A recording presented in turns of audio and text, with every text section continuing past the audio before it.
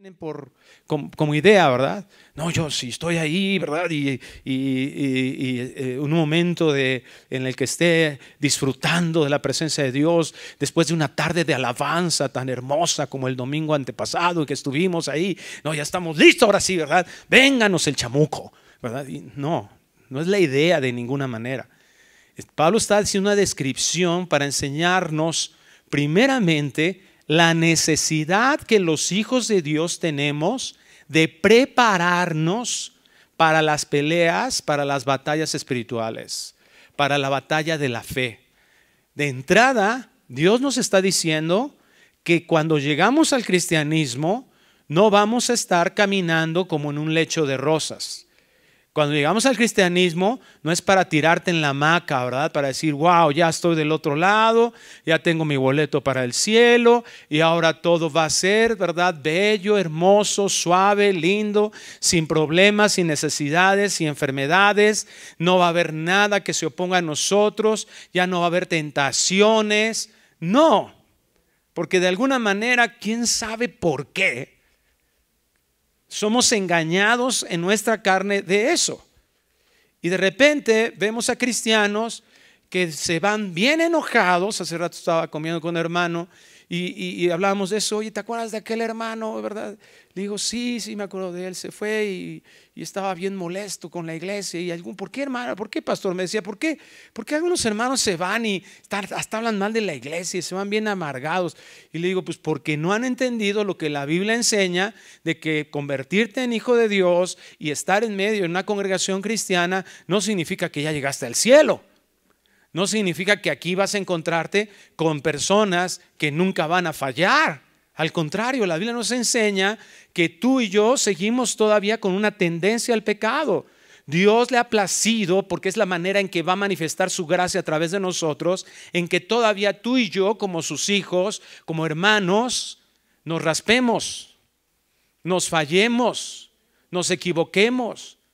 Y muchos de nosotros nos sentimos tan frustrados de eso y dejamos de hacer lo que Dios nos ha encargado, dejamos de congregarnos porque estamos tan molestos de que un hermano nos perjudicó.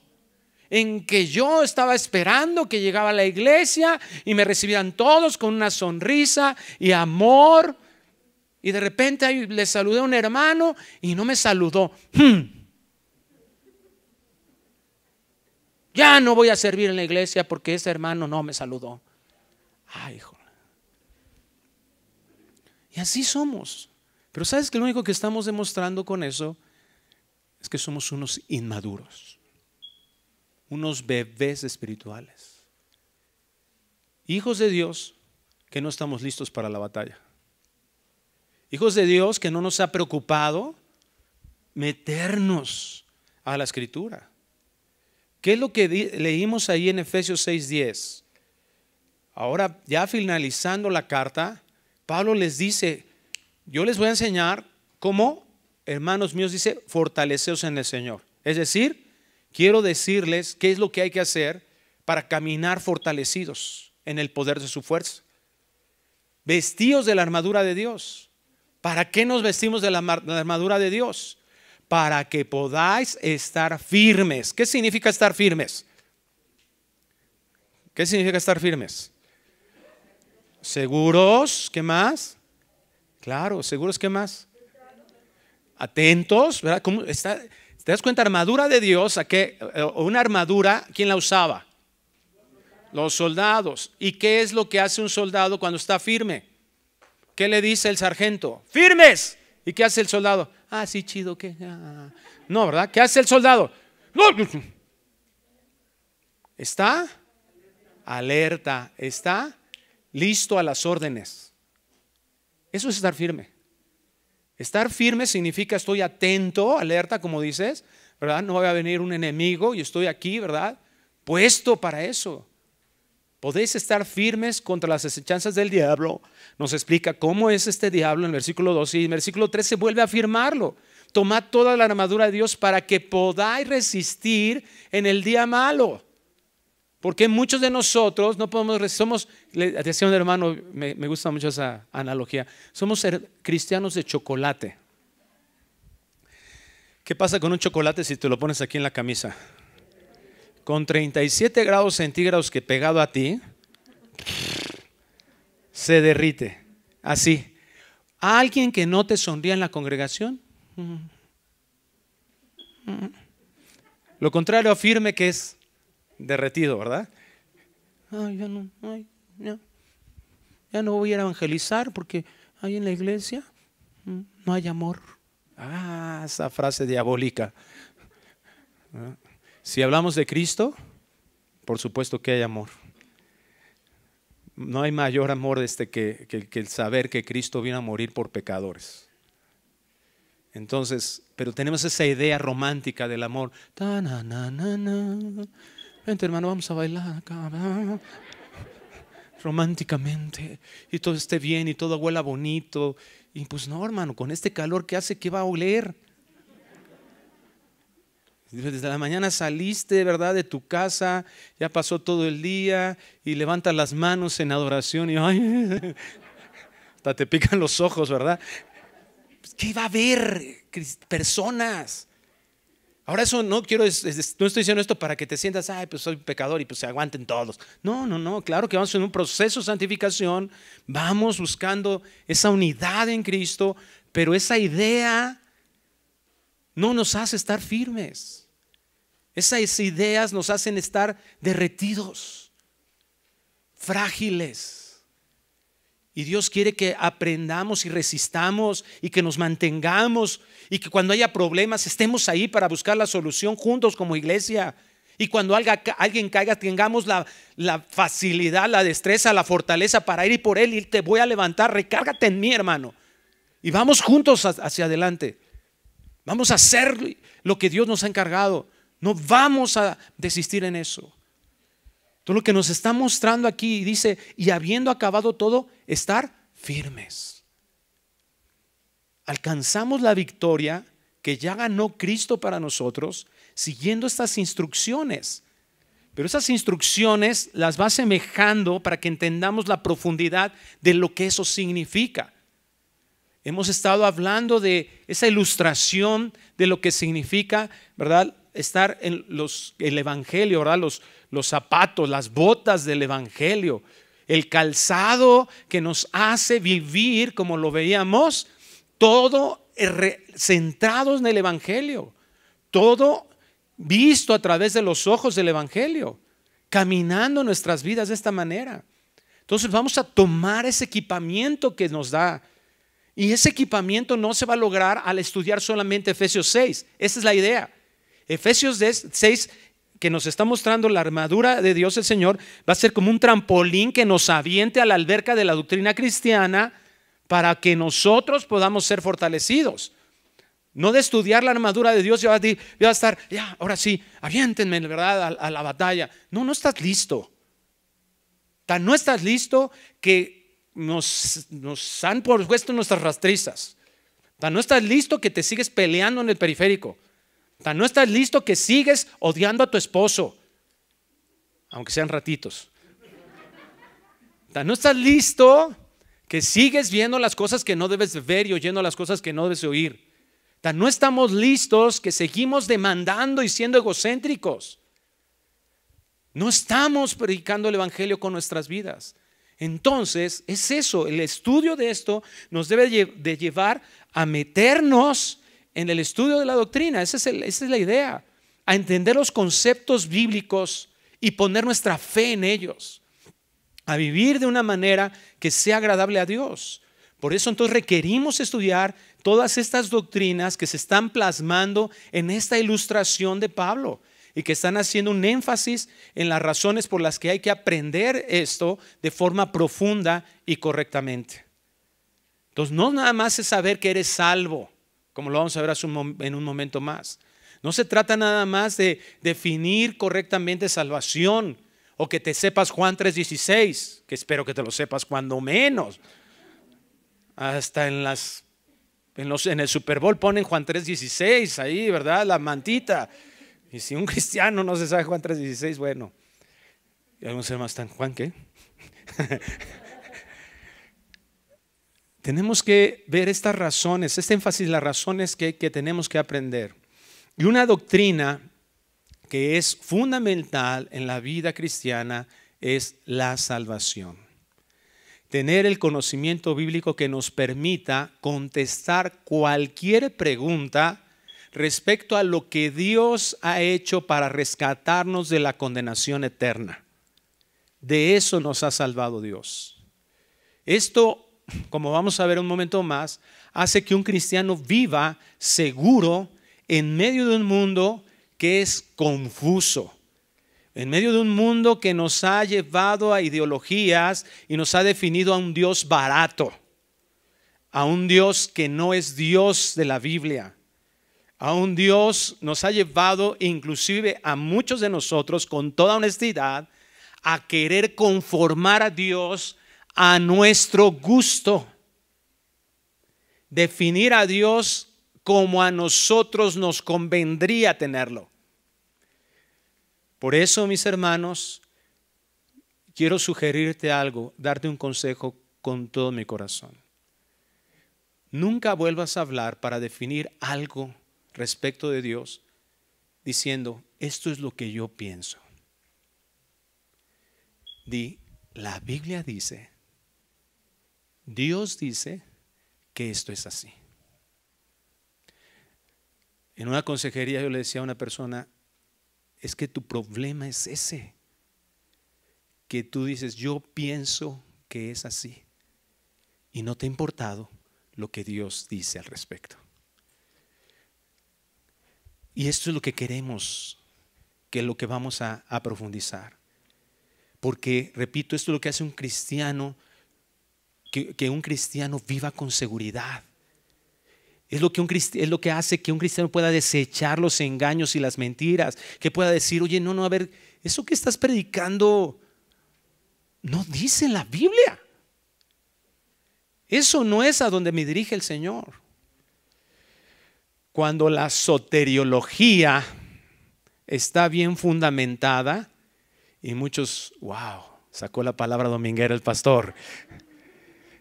Permíteme definirte soteriología. Soteriología viene de soteros, que significa salvación o rescate, y logos, que es pensamiento.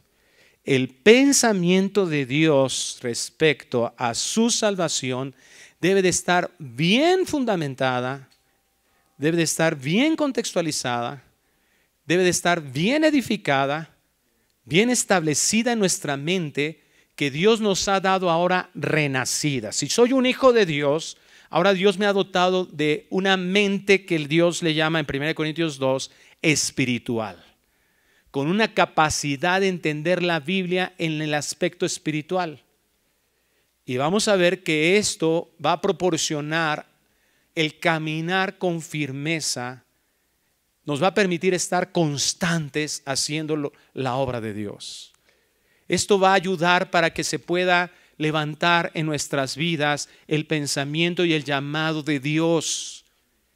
Yo estoy seguro que si nosotros obedecemos a Dios y fundamentamos bien, al paso del tiempo, bien entendida la doctrina de la salvación, tú sigues entendiendo muchos otros conceptos y ¿sabes qué es lo que va a pasar en tu vida? Vas a entender el llamado de Dios para tu vida. Y no te va a importar si tienes una casa en la mejor zona de la ciudad o una casita del Infonavit o no tengas nada en esta tierra. Pero si Dios te llama a irte al otro lado del mundo, a las Filipinas, o Dios te llama a la sierra de Oaxaca, o Dios te llama a la Sierra Tarahumara, entendiendo bien esto vas a entender tu llamado y vas a estar dispuesto a cumplirlo. No importa que tengas 30 años de labor en tu trabajo y nada más te falten 6 meses para jubilarte y digas, Señor, déjame enterrar a mi muerto. Y entonces te sigo. No va a importar. Vas a entender y se va a reflejar en todas las áreas de nuestras vidas. Nos va a permitir caminar firme y constante haciendo la obra de Dios, porque gracias a que tenemos nuestra mente protegida. Y esto es lo que nos habla Efesios capítulo 6 versículo 17. y tomad el yelmo de la salvación. Déjame leértelo en otras dos versiones. La Nueva Traducción Viviente dice: pónganse la salvación como casco. Palabra de Dios para todos dice: utilicen la salvación como casco protector. Solo vamos a avanzar esta frase el día de hoy. Y creo que no vamos a terminar. Pero bueno, ¿qué es lo que protege el casco? La cabeza. El casco protegía en la batalla la cabeza, como un casco protector. Es decir, aquello que dirige todo. O sea, no tan solo nos dirige nuestra mente, que esto es importante. Esto va a ser fundamental en lo que vamos a aprender y en lo que vamos a saber y definir, sino todo lo que surja a partir de ahí. Estamos viendo un énfasis, ¿verdad?, importante, dándole un énfasis al correcto conocimiento de la obra salvífica de Dios, porque todos nosotros sabemos que no pudiéramos habernos salvado de la condenación eterna por nosotros mismos. La salvación, como dice el Salmo, es de Jehová, no es de nosotros, no nos pertenece. Entonces, aquí Pablo no tan solo nos habla de esa condición en la que nuestra mente va a estar protegida, va a estar guardada, sino también nos habla que en nuestra mente tiene que estar como una doctrina fundamental. De hecho lo es. La salvación se convierte en una doctrina fundamental de la fe cristiana. ¿Por qué es fundamental? ¿Qué significa el fundamento? En una construcción, ¿cuál es el fundamento? El cimiento. Tú no empiezas a poner las ventanas en una casa. ¿Con qué empezamos? Con los cimientos. Y no los pones ahí al aventón, ¿verdad? Aquellos que son ingenieros no ponen el cimiento ahí, no. En los lugares donde se requiere fortaleza, se fortalece, se le pone mayor resistencia. Entonces, esa es la importancia de la doctrina de la salvación.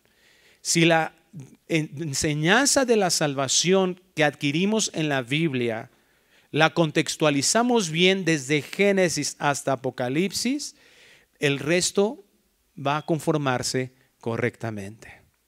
Si nos equivocamos en la doctrina de la salvación, entonces muchas cosas van a quedar. Es como lo que le pasó, no sé cuántos sepan de eso, ¿verdad? Pero lo que le pasó al colegio Repsamen en el temblor del 17. Estuve viendo ahí un estudio de cómo añadieron una construcción y no pusieron las columnas en el lugar donde deberían de ponerlas. No pusieron el fundamento, lo que sostendría correctamente. Y entonces eso provocó que se cayera con un temblor. Eso es lo que está provocando en muchos cristianos, que estemos tropezando, que pronto nos caímos, que pronto abandonamos, que vivimos una vida decepcionada, una vida no abundante como Cristo nos la prometió. No vivimos en el gozo. No se demuestra ese gozo de la victoria de Cristo en nuestras vidas, y menos en las aflicciones. Cuando es nuestra fiesta de cumpleaños, estamos festejando y tenemos toda la familia alrededor, ¿verdad? Y tienes el mole o el pozole ahí. ¡Ay, estás bien feliz! Pero si alguien sufre un accidente, ¿cuál es nuestra condición? Tristeza, decepción, muchas veces hasta nos agarra la depresión por días. ¿Por qué Dios mandó esto? Eso es exactamente lo que nos está enseñando Pablo. Cuando viene la prueba, cuando viene el ataque, cuando viene la tentación, no estamos como deberíamos de estar. No vivimos como si tuviéramos el respaldo del Todopoderoso, como si Él no nos hubiera prometido que si lo amamos a Él, todas las cosas nos ayudan para bien. Vivimos como si fuera la vida lo más terrible de la tierra, como si no conociéramos a Dios, porque eso es lo que hacen los incrédulos. Así viven. Vamos a tomar, vamos aquí, vamos allá. Y por eso el entretenimiento tiene tanto éxito en este mundo, Porque o no es una cosa o es otra, o se busca la otra con tal de que mi mente esté tranquila, distraída, sin problemas, sin aflicciones, me olvide de todo. Por eso las drogas están teniendo tanto éxito, porque es el propósito, quiero sentirme bien, porque las condiciones no me impulsan hacia eso. Lo maravilloso del ser hijo de Dios es que las condiciones no importan para vivir de esa manera. Eso es a donde Dios nos quiere llevar. Entonces, lo que nos está enseñando aquí el Señor es que la mente estará protegida en la batalla. Cuando nosotros seamos atacados por todas las mentiras, todos los engaños, las ideologías falsas. ¿De dónde provienen? Juan 8:44 nos enseña de dónde proviene. Vosotros sois de vuestro padre el diablo, les decía el Señor Jesús a los fariseos que no creían en Él. Y los deseos de vuestro padre queréis hacer. Él ha sido homicida desde el principio. ¿Qué le está diciendo? Yo sé que ustedes me quieren matar. Cristo sabía el corazón de ellos. Y no ha permanecido en la verdad porque no hay verdad en Él. Cuando habla mentira, de suyo habla porque es mentiroso y padre de mentira. Satanás, sus demonios y el mundo quieren imponer sus conceptos engañosos. Por eso, mis queridos hermanos, es tan terrible que un cristiano mienta, porque estás hablando o estás negando de quién eres hijo. Hay que hablar con verdad, no importa las consecuencias. El problema de hablar con mentira con verdad, ¿qué es? La diferencia, ¿cuál es? Las consecuencias que trae. Y que implícitamente con la mentira hay un pecado de incredulidad, porque tú no estás creyendo que Dios te va a proteger de las consecuencias de esa verdad que vas a exponer. Tú quieres solucionarlo, y orgullo también, ¿verdad? Porque tú quieres solucionarlo de una manera más inteligente que Dios. Entonces, Satanás, ¿qué caracteriza al diablo, al mundo? Las mentiras, los engaños. A tal grado, esta semana un hermano me hablaba, oye hermano, ayúdame porque tengo que exponer acerca de esta situación, y me mostró ahí que un libro que están viendo en su escuela donde él da clases, mentiras abiertas en relación a la sexualidad y al género. Y ahora están hablando así de que eso, ahora con la cultura y todo. Yo le dije, pues yo creo que enseña lo que está ahí y expon tu opinión acerca de eso. Y expone eso, y que si te reclaman, diles, bueno, pues si en un libro, por muy buen matemático que sea, y un libro de matemáticas, uno de los ejercicios está equivocado, no les voy a enseñar eso a mis alumnos, ¿verdad? Pues esto es mentira, y argumenta con razones sólidas por qué eso es una mentira. Y es posible que nosotros hagamos eso, pero ¿te das cuenta? Tenemos que despertar. La Rosa de Guadalupe no nos va a enseñar a hacer eso. Al contrario, nos va a embobar. El Facebook no nos va a enseñar a eso. 93% de toda la información que circula en las redes sociales es mentira. No, pastor, yo estoy en puros canales cristianos. Ajá. Bueno, hasta a veces en esos hay cada cosa. Abusados. ¿Verdad? Entonces, Dios nos está enseñando aquí que ese es el ataque que vamos a tener, que tenemos. De hecho, sin el casco de la salvación, pues si fuéramos presa fácil en nuestra mente. ¿Qué se sembró en nuestra mente? Puras mentiras. El problema, ¿sabes cuál está? Que seguimos siendo tan orgullosos que seguimos pensando que tenemos la verdad. Se requiere humildad y decir, yo tengo que dudar de todo lo que he aprendido en mi vida. Yo tengo que contrastar mis conceptos. Por eso lo que les decía hace un momento, ya no hables de quién es Dios si tú no tienes un fundamento de la Biblia. No te atrevas. No te atrevas a tratar de definir el perdón. No te atrevas a tratar de definir el amor. No te atrevas a tratar de definir la fe si no tienes un concepto bíblico bien estudiado por las misericordias de Dios. Porque muchas personas hablan de la salvación de Dios,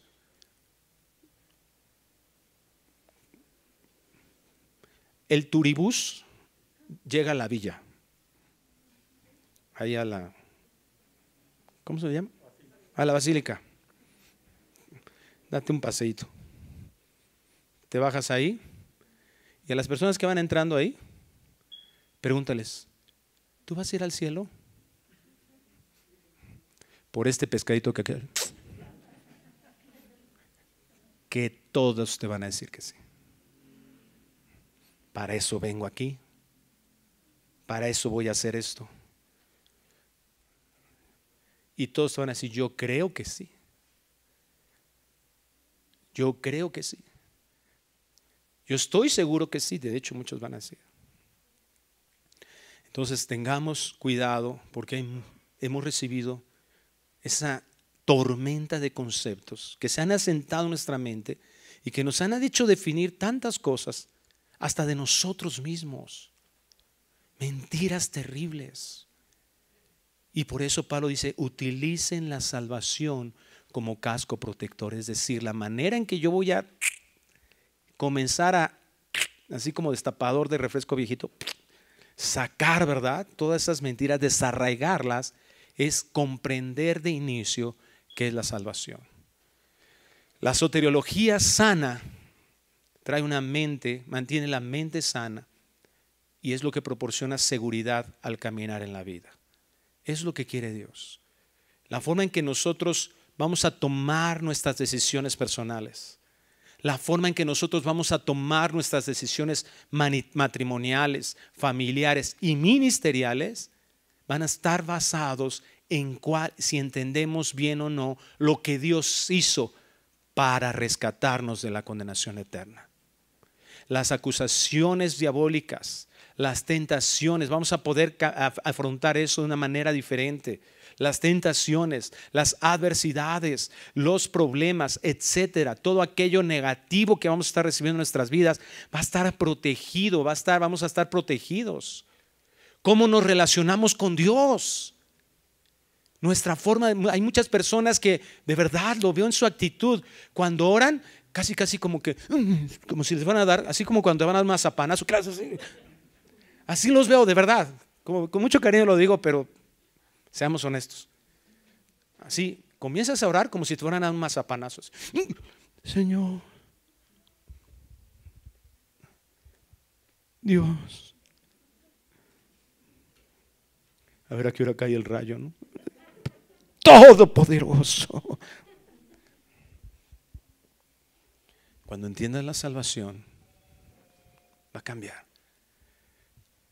Pablo lo decía en el capítulo anterior. ¿Cómo debemos llamar a nuestra esposa? Como Cristo nos amó. Cristo nos amó enviando a su Hijo, siendo pecadores. Yo no voy a lograr entender cómo amar a mi esposa aquí en la tierra de la forma en que agrada a Dios si yo no entiendo la salvación. Lo que hizo Dios por amor para mi vida. Porque ¿cuál es nuestra justificante para estar enojado con nuestra esposa? Es que es bien desgraciada. Bueno, usted no usa ese término, yo sí. Soy el único pecador aquí. No, es que es, bueno, más bíblico, perdónenme, más bíblico. Parece osa que le quitaron sus osesnos. Se pone mal. Yo tengo ese pretexto en mi mente, ¿te das cuenta? Pero cuando elevamos eso y vemos ese fundamento de la salvación, de cómo fui amado para ser salvado, que Cristo vino a morir siendo yo un pecador, entonces yo volteo con mi esposa y le digo, ya entendí cómo te tengo que amar.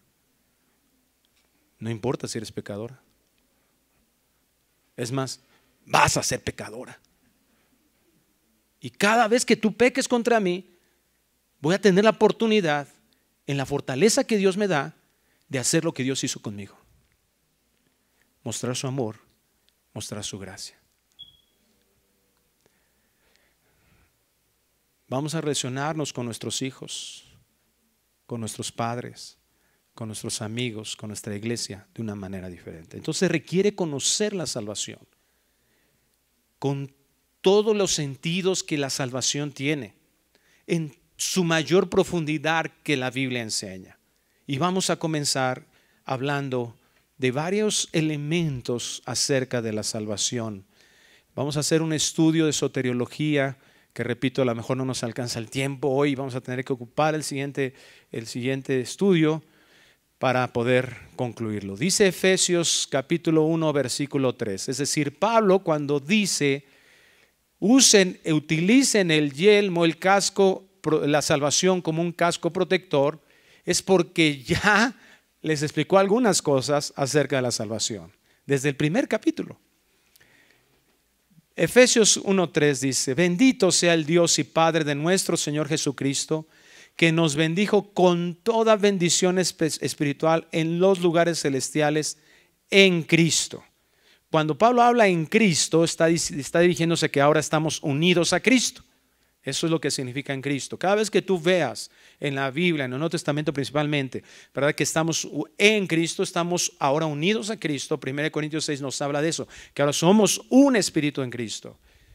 Y aquí vemos uno de los primeros elementos de la salvación. Según nos escogió. Nos escogió, ¿por qué y para qué? Esto es profundizar, amados hermanos, en la salvación. En que nosotros tenemos que resolver qué es la salvación, cómo funciona la salvación, o sea, cómo fuimos salvados, para qué fuimos salvados, desde cuándo fuimos salvados, quién nos salvó, etcétera, etcétera. Y hacer esa misma serie de preguntas a cada una de las doctrinas de la salvación. Y aquí dice, según nos escogió en Él, antes de la fundación del mundo, para que fuésemos santos y sin mancha delante de Él. No voy a seguir leyendo porque en el contexto vamos a seguir viéndolo. Pero la única manera de que nosotros fuéramos santos y sin mancha delante de Él, ¿cuál fue?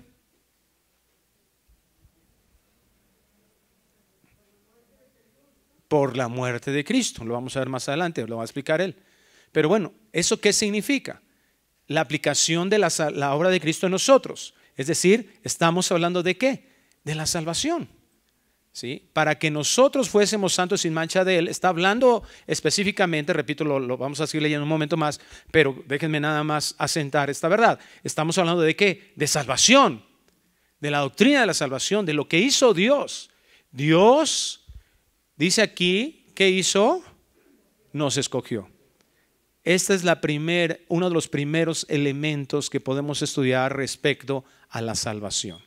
Lo que llamamos la elección, que Dios nos escogió. Y aquí nos dice cuándo nos escogió. ¿Cuándo nos escogió? Antes de la fundación del mundo. ¿Cuándo se funda el mundo? Está fácil. Génesis. ¿Cuándo? No sean payas, no repitan lo mismo que yo, añádenle tantito. Génesis 1, ¿verdad? En el principio creó Dios los cielos y la tierra estaba desordenada y vacía, etc. Ese Génesis 1:1 es la fundación del mundo, es decir, ¿cuándo inicia el mundo? ¿Me explico? Entonces, nosotros fuimos elegidos, ¿cuándo? Antes de eso, antes de la fundación del mundo. ¿Y antes de la fundación del mundo qué existía? Nada. Dios era. Es decir, fíjate bien, Génesis 1:1 dice, en el principio, ¿qué inicia ahí? No, Dios no inicia ahí, Dios ya era. Juan 1:1 dice, en el principio era el verbo, o sea, ya existía el verbo, ¿verdad? Y el verbo era con Dios y el verbo era Dios. Antes de Génesis 1 ya existía Dios, ¿sí? Pero ¿qué señala en el principio? Sí, pero ¿qué creó Dios? El tiempo, ahí inicia. Hoy es, bueno, sabemos que son más, pero vamos a ponerle un año, excepto los años antes de Cristo. Hoy es 26 de octubre del 2022. Ayer era 25, 24, 23, así, y el año pasado 21, 20, 19, 18, hasta que lleguemos al 0, principio, el inicio de todo. Sí, sí, sé que es un concepto matemático medio abstracto, pero creo que... Acuérdense de la ranita que nos ponían en la... Nada más ahora brinca la ranita para atrás. ¿Sí? El cero. El día en que Génesis 1:1 define Dios principio, inicia el tiempo. Antes de que el tiempo exista, creado por Dios, ¿qué existía? La eternidad. Entonces, ¿desde cuándo nos eligió Dios? En la eternidad. ¿Sí? Ese concepto pasado es muy interesante, pero bueno, teológicamente, qué bueno que nos aclaraste, hermano, gracias. Le llamamos eternidad pasada, aunque la eternidad no le podemos llamar pasado a presente. ¿Por qué? Porque está fuera del tiempo. Pero sin embargo, nosotros que estamos sometidos al tiempo, nosotros vemos una eternidad pasada, porque cuando se crea el tiempo, hay algo eterno que existía antes, pero lo eterno sigue existiendo siempre y seguirá existiendo siempre. Entonces, bueno, no se queden viendo con cara de what. Pero bueno, entendamos ese concepto, ¿verdad? Respecto a nuestro tiempo, vemos que antes de que existiera el tiempo, había eternidad. Para nosotros es pasado, ¿sí? Aunque la eternidad no le podemos llamar pasado, porque no había tiempo. Si no me entendieron, pregúntenle a sus hijos. No, no es cierto. ¿Sí? Nada más es una cuestión de dónde estamos y dónde realmente, o cómo poder definir a Dios. Pero bueno, en la eternidad, aquí lo importante es eso, que hay una elección que tiene una característica, es la elección eterna de Dios. Y vamos a ver un momento más que esa elección también tiene otra característica. Pero ahorita quiere decir, nuestra salvación, ¿cuándo se define? Nuestra salvación se define en la eternidad. Ahora, hay una condición hermosa en esto, fíjate bien, dice el versículo 5, en amor, habiéndonos predestinado, projorizo, esta es la predestinación, y para algunos predestinación significa casi, ¿verdad? Ponerte así en flor de loto y decir, conozco a tu Padre, y así, algo místico, predestinación, tranquilo, predestinación, projorizo, línea. Horizo define lo que es el horizonte, la línea que existe, ¿verdad?, entre el cielo y la tierra. Horizonte, una línea, es lo que significa. Es decir, una serie de puntos vistos con anticipación. Pro significa eso, anticipadamente definido una serie de puntos.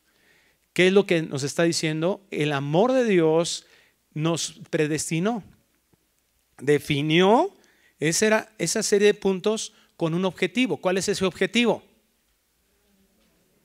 Aquí lo dice, para ser adoptados hijos. Y aquí vamos viendo otra doctrina que en un momento más vamos. Entonces ya vimos que fuimos elegidos desde la eternidad y fuimos predestinados, que implica lo mismo, que esa elección hizo que Dios definiera con anticipación, es decir, no hay accidentes. No fue que de un momento a otro dijo Dios, me cae bien, salvarla. No, esto está en un plan de Dios. Predestinación está definiendo eso, que Dios desde antes define una serie de puntos para que se logre ¿qué? La adopción de hijos. Que fuéramos nosotros ahora ser hijos, que no éramos hijos. ¿Por qué no éramos hijos? Porque estábamos destituidos de su gloria. No había una relación entre Dios y nosotros. Entonces, predestinación significa eso.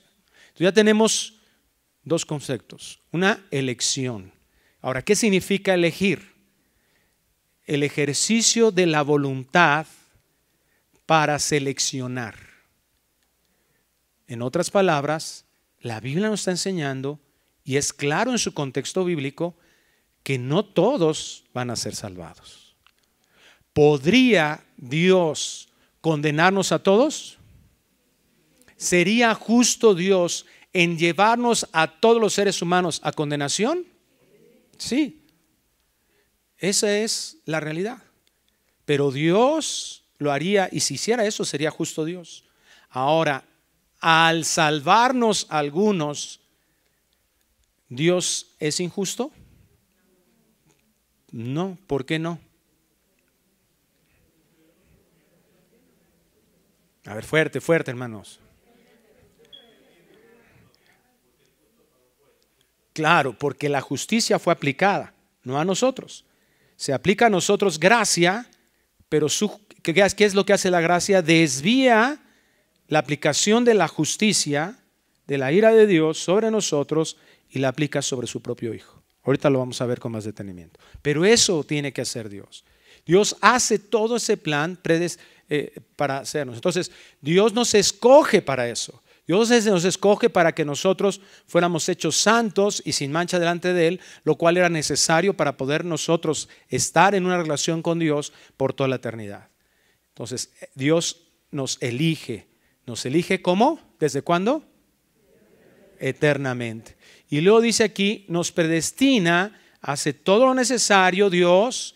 Dios es el que actúa para que nosotros podamos ser adoptados como sus hijos, salvados, hijos suyos por medio de Jesucristo. Y aquí vemos la otra característica, tanto de la salvación como de la elección y la predestinación como un subtema de la salvación.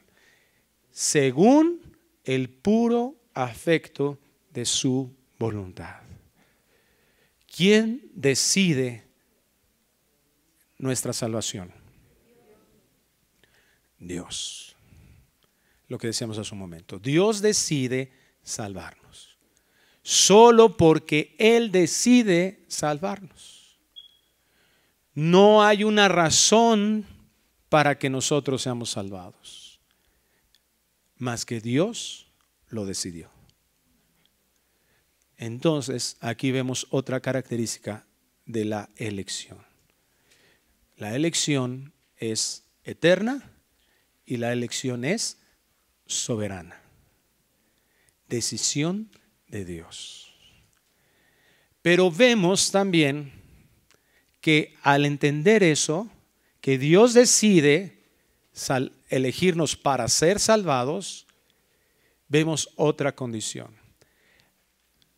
¿La salvación es condicional o incondicional? Incondicional. A ver qué dice Juan 3:16. Porque de tal manera amó Dios al mundo, que dio a su Hijo unigénito para que todo aquel que en Él... Eso es una condición, hermano. ¿La salvación es condicional? Sí.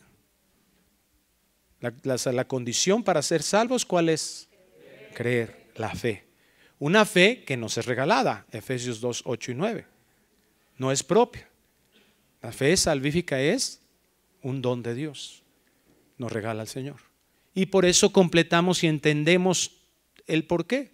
Ahora, la elección para ser salvados, ¿es condicional o incondicional? Levante la mano quien dice que es condicional. Levante la mano quien dice que es incondicional. Levante la mano quien no está entendiendo nada de lo que estamos hablando.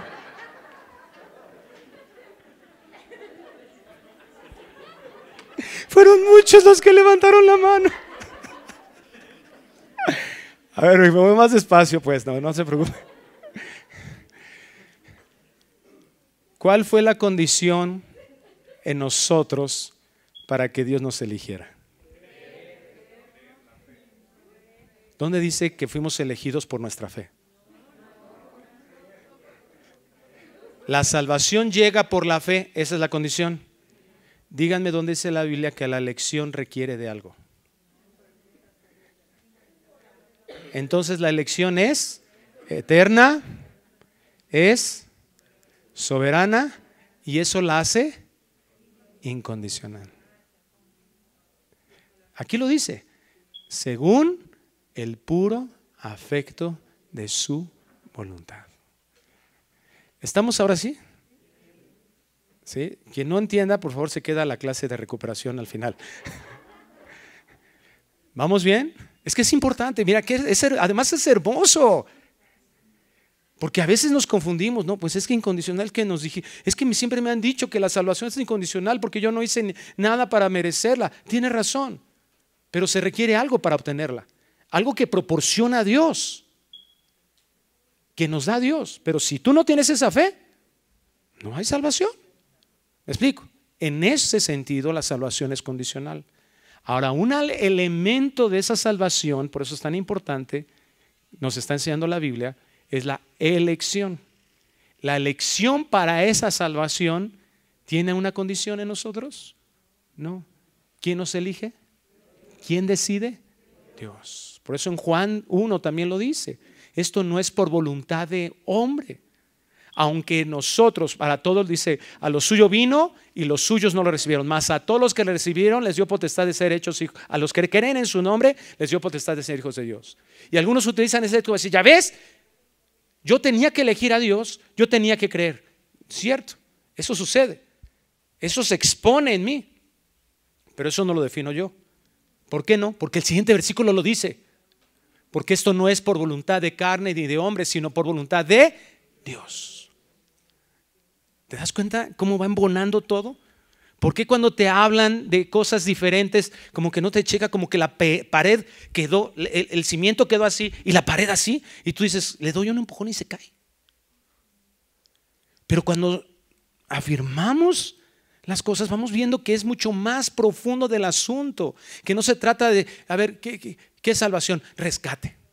Ah, ya, teólogo. No, qué bueno que lo sepas. Hay gente que ni siquiera sabe eso. ¿De qué te rescató el Señor?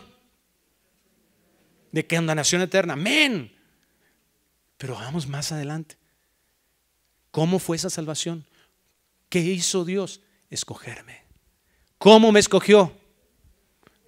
Eternamente, soberanamente e incondicionalmente. Eso. Ahora sí vamos avanzando. Vamos entendiendo. ¿De acuerdo a qué? ¿A mis ideas? ¿A que me paro aquí y les doy? No, que es lo que enseña la Biblia. Y si alguien no lo entiende así, con todo gusto, en la clase de recuperación. Sí. En amor, habiéndonos predestinado. Tercer concepto que vemos aquí es predestinación. Perdón. Segundo concepto, predestinación. Ya vimos que es la acción de Dios para que sea posible nuestra salvación, para que nosotros fuésemos hechos sus hijos. Mirad cuál amor, dice 1 Juan capítulo 3, versículo 1. Mirad cuál amor nos ha dado el Padre para que seamos llamados hijos de Dios. Dios nos coloca en esa posición ahora que implica esa salvación. Entonces, segundo concepto, predestinación, la acción de Dios que hizo posible y que hizo todo lo necesario para que nosotros fuésemos salvados. Número 3, adopción. Dios nos pasa de ser, dice Romanos 5, sus enemigos a ser ahora sus hijos. Somos adoptados por Dios. Dios nos elige para eso, para ser hijos suyos, por medio de Jesucristo, según el puro afecto de su voluntad. ¿Cuál era el objetivo? Versículo 6, para alabanza de la gloria de su gracia. Es decir, ¿qué es lo que trae la salvación a nuestras vidas? El atributo de Dios de la gracia. Lo que Dios nos da sin que nosotros pudiéramos haberlo logrado. Romanos capítulo 11, versículo 6 lo dice. No hay ninguna obra en nosotros, ninguna. Por eso la fe es una manifestación de la gracia. No hay ninguna obra en nosotros, porque si hubiese obra, deja de ser gracia. Si es gracia, no puede contener obras. Y si tiene obras, deja de ser gracia. Romanos 11:6 nos lo explica.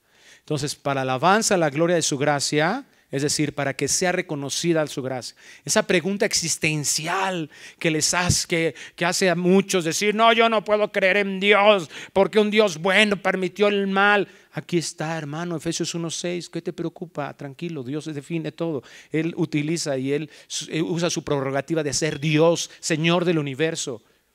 Y Él permitió ese pecado, porque Dios pudo haber evitado el pecado de Adán y Eva. Por supuesto. Él no estaba volteado por ahí, ¿verdad? Se quedó dormido Dios y de repente llegó el ángel Gabriel. ¡Ay, Señor! ¿Qué crees que pecó Adán? Y así eso es, no me digas, ay, ¿para qué me dormí tanto? Eso no es Dios. Dios estaba ahí, Dios dijo, Porque había un objetivo mayor, superior. Alabanza de la gloria de su gracia. Ese atributo de Dios que debe ser tan admirado por nosotros. Eso significa la gloria de su gracia. Algo que un ser humano jamás podría entender en toda su extensión, pero no puede dejar de admirar como hijo de Dios y adorar y reconocer. Con el cual nos hizo aceptos en el amado. Y aquí vamos al siguiente concepto, elemento de la salvación, en quien tenemos redención por su sangre, el perdón de pecados, según las riquezas de su gracia. El siguiente concepto que nosotros podemos mirar aquí es la redención, importantísimo. La próxima vez veremos nuevamente algunos conceptos de esto y repasaremos, y espero que estén anotando, porque la próxima vez voy a hacer un examen de esto. No, no es cierto. Ya están bien con sus discipulados, ya no sé. No quiero que me vayan a matar como a Miguel lo querían matar, ¿verdad? En quien tenemos redención. Esta palabra redención es una palabra hermosa que significa, es la palabra en el griego, anótala, apolutrosis. Apolutrosis, que es un compuesto de dos palabras que significa librar o rescatar pagando dicho rescate. Se utilizaba esta palabra para el pago que se hacía en el mercado de esclavos. Es decir, alguien que estaba esclavizado, que se estaba esclavo y se iba al mercado de esclavos, ¿verdad? Es decir, se vendían esclavos. Entonces ibas y yo quiero este esclavo y se pagaba, eso es redimir. Entonces ese es el concepto que tenemos. Ahora, ¿cuál fue el costo de esa redención? Por su sangre. Ahora, ¿qué implica la sangre? La sangre implica el sufrimiento de Cristo. Ya nos vamos a quedar hasta aquí, ya se nos acabó el tiempo, pero la próxima semana vamos a continuar con más entendimiento de esto. Entonces ya vimos que tenemos una elección incondicional, eterna y soberana de Dios que lo llevó a predestinarnos, es decir, a que Dios actuara, hiciera todo lo necesario para que nosotros pudiéramos ser salvados, presentarnos santos y sin mancha, que era la condición para esta reconciliación que veremos más adelante. ¿Qué significa esto? En su decisión soberana. Y que esto tuvo que implicar el pago de nuestra deuda, el costo para que nosotros fuésemos ¿qué? Perdonados. Entonces, redención significa pagar por el rescate y que eso lleve al perdón. Entonces, aquí vemos estos otros dos conceptos. La salvación implica redención e implica perdón. Y el perdón, ¿cómo lo podemos definir? Como el acto de Dios mediante el cual nuestras deudas por el pecado fueran asumidas por Él y nunca más cobradas. Y eso lo vamos a estudiar en la próxima ocasión en Mateo 18. Anótenlo ahí para que no se me vaya a olvidar. Vamos a orar. Padre, gracias porque vemos aquí en tu palabra la riqueza de tu gracia que nos trajo para ser salvos. Gracias, Señor, porque nos elegiste sin que nosotros pudiéramos encontrar una razón en nosotros mismos para ser salvados. Pero gracias por hacerlo, porque decidiste hacerlo. Y tu decisión abarcó que hiciste todo lo necesario. Y eso necesario fue que tú, Dios, pagaras por eso. Y ese pago implicó que Cristo se hiciera hombre, que tuviera dentro de sí esa sangre que fue derramada, que implicó no tan solo ese momento en la cruz, sino todo tu sufrimiento, todo el rechazo. Dios, que esto cambie nuestra forma de vivir, porque somos muy tendenciosos a colocarnos como víctimas, a pensar que hemos sufrido demasiado. No hay ningún tipo de comparación entre tú y nosotros. Tú eres santo y nosotros impíos. Tú eres justo y nosotros injustos. Si pudiéramos pensar en el merecimiento de sufrir, tendríamos que pensar en que merecemos sufrir. Y tú no. Eso hace un abismo de diferencia entre tú y nosotros y entre tu sufrimiento y el nuestro. Así es que Dios permite que haya un cambio en nuestra forma de pensar y dejarnos de ver como víctimas y tener una perspectiva diferente respecto de eso. No para ahora volvernos mártires o buscar estar en sufrimiento, no, sino para disfrutar la libertad que alcanzaste en tu redención. Ayúdanos a comprender todo esto y a memorizarlo y a tenerlo presente en nuestras vidas, porque eso va a mantener nuestra mente protegida. Nuestra forma de pensar, que se va a demostrar en todo lo que nosotros hagamos, en todo lo que hablemos, en todo lo que decidamos, se va a manifestar.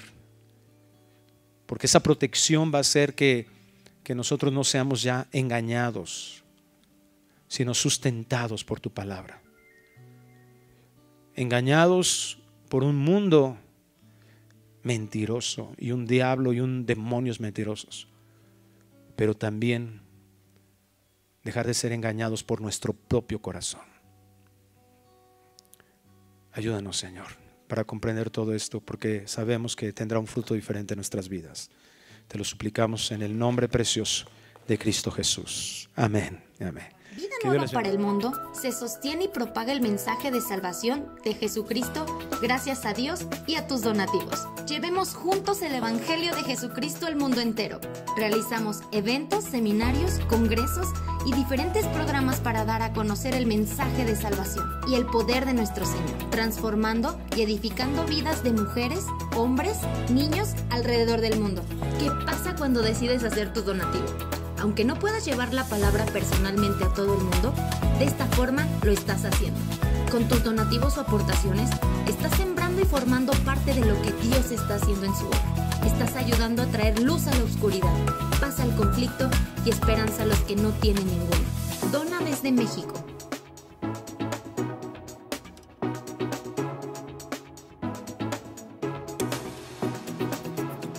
Dona desde Estados Unidos.